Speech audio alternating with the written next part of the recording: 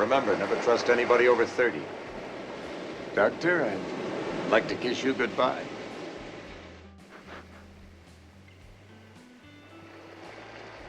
All right, but you're so damned ugly.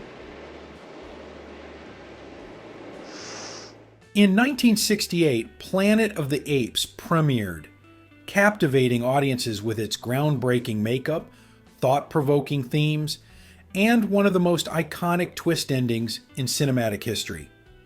But did you know the studio originally toyed with a much more controversial idea? Bare-breasted female natives. The decision to nix it wasn't just about censorship. It was part of a broader struggle to balance daring creativity with commercial viability. Let's dive into the fascinating story behind this sci-fi masterpiece, from its star-studded cast to its revolutionary production, unexpected challenges, and curious tidbits. Directed by Franklin J. Schaffner, Planet of the Apes starred Charlton Heston as George Taylor, an astronaut who crash lands on a seemingly alien planet ruled by intelligent apes. Alongside him were Roddy McDowall as Cornelius, Kim Hunter as Zira, and Maurice Evans as the enigmatic Dr. Zaius. Linda Harrison played Nova, Taylor's silent human companion, and James Whitmore, James Daly, and others rounded out the stellar cast. But it wasn't just the actors who stole the show. John Chambers' revolutionary makeup design turned the concept of talking apes from potential B-movie fodder into a believable and unsettling spectacle. The story, based on Pierre Boulle's 1963 novel La Planète des Singes, follows Taylor and his crew as they awaken from hibernation to find their spacecraft has crash-landed. Stranded on a desert-like planet, they discover primitive humans in a civilization where apes are the dominant species. The apes enslave humans, who are viewed as unintelligent and mute. As Taylor navigates this bizarre society, he encounters themes of religious dogma, scientific suppression, and humanity's potential downfall. A sobering message that culminates in the shocking reveal that the planet is, in fact, a post-apocalyptic Earth. The journey to bring this story to life was anything but smooth. The project struggled to gain traction, with studios balking at the idea of talking apes. Producer Arthur P. Jacobs spent years pitching the concept, armed with a script by the Twilight Zone creator Rod Serling. However, Serling's original vision, a highly advanced ape society with cars, helicopters, and skyscrapers, was deemed too expensive.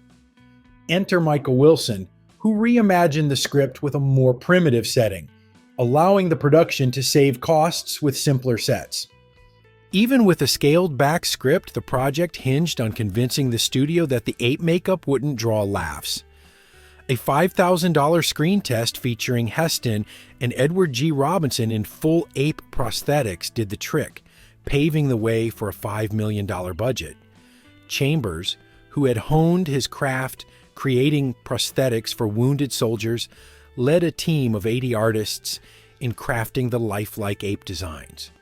Early makeup applications took up to 6 hours, but the team eventually streamlined the process to around 3 hours per actor. Still, the heat and heavy prosthetics made filming grueling. Actors ate liquefied meals through straws and often had to endure 12-hour days in full costume. One of the most peculiar on-set phenomena was the way actors naturally segregated themselves by their species during breaks. Gorillas with gorillas, chimps with chimps, and so on. Even Heston found it baffling. Speaking of Heston, he battled the flu throughout filming, but his hoarse voice added a layer of grit to Taylor's character. He also endured physical challenges, like running unclothed through poison oak during a dramatic chase scene. The film's striking cinematography added to its eerie tone. Schaffner used handheld cameras and skewed angles to disorient viewers, mirroring Taylor's perspective in this upside-down world. The production shot in challenging locations, including the deserts of Arizona and Utah. The spaceship crash scene was filmed at Lake Powell, while the climactic reveal of the Statue of Liberty was shot at Point Dume in Malibu, with the half-buried statue created through a blend of practical effects and matte paintings. Now let's talk about that rejected idea. Early drafts of the script called for the female human characters to be bare-breasted, staying true to the novel's vision of a primal, uninhibited society. But Fox, wary of the censors, vetoed the concept to avoid controversy. This wasn't the only moment when the studio's conservative instincts clashed with the filmmakers' bold ideas. A subplot about Nova's pregnancy with Taylor's child was also scrapped, as executives felt it distracted from the film's central themes. Despite these compromises, Planet of the Apes pushed boundaries in other ways. Its depiction of a dystopian society ruled by apes was a sharp critique of human arrogance, touching on issues like animal rights, the dangers of nuclear war, and the conflict between science and religion. The film's unforgettable ending, Taylor discovering the Statue of Liberty and realizing humanity had destroyed itself, was Rod Serling's brainchild and remains one of the most iconic moments in cinema history. The film's success was groundbreaking, earning over $33 million at the box office and sparking a franchise that included 4 sequels, a TV series, and multiple reboots. It also garnered critical acclaim, particularly for Chambers' makeup, which earned an honorary Oscar. The famous line, "Take your stinking paws off me, you damn dirty ape," became an instant classic, landing at number 66 on the American Film Institute's list of greatest movie quotes. Behind the scenes, there were plenty of quirky moments. Roddy McDowall, who played Cornelius, embraced his ape persona to the point of driving around Los Angeles in full makeup, much to the shock of fellow motorists. The "see no evil, hear no evil, speak no evil" gag during Taylor's trial was an on-set joke that made its way into the final cut because test audiences loved it, and composer Jerry Goldsmith, in a bid to connect with the film's primal tone, wore a gorilla mask while conducting the score, which featured atonal elements and unconventional instruments like a ram's horn. Despite, or perhaps because of, its many challenges, Planet of the Apes became a landmark in science fiction, blending spectacle with substance.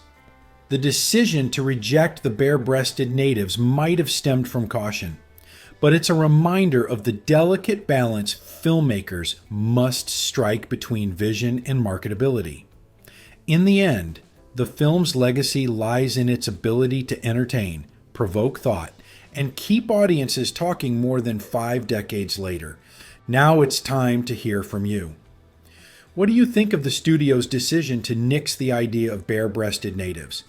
Was it a missed opportunity for authenticity, or a smart move to keep the focus on the story? Let us know in the comments below.